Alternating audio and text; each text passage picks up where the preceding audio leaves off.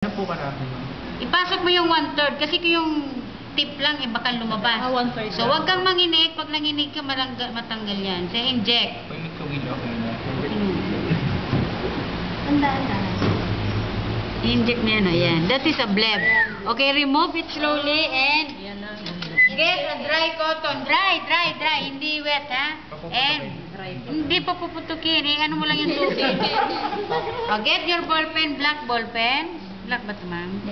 Kung gaano kalaki yung bleb, ganon din kalaki ang drawing mo. Huwag ka lang mag-drawing doon sa may butas. Ayan. Then, lagay mo dyan ang pisilin.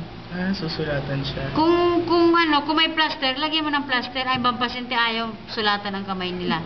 30 minutes after, anong oras na? Ngayon.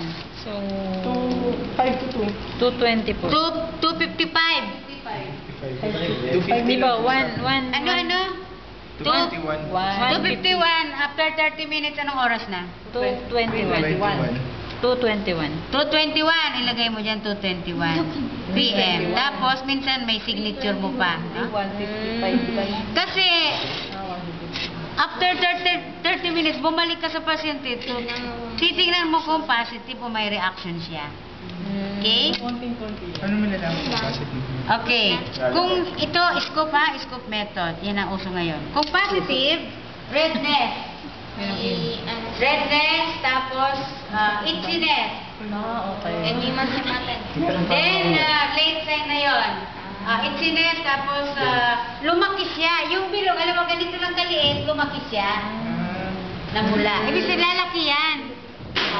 Pag positive, namumula.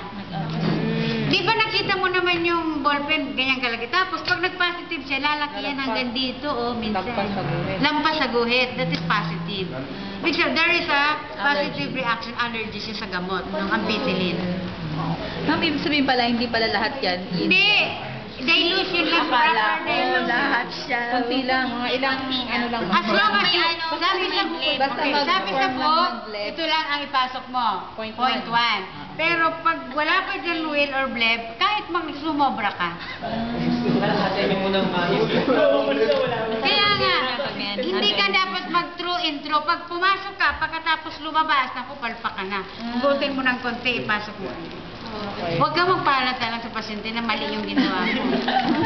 Ano ka, mabibisto ka ng pasyente. Huwag mo nga papansinin ha. Or pag parang hindi makialam yung pasyente, sir, tingin ka muna doon, ha? Huwag yung titin, parang kinagat lang ito ng langga. Lalo pag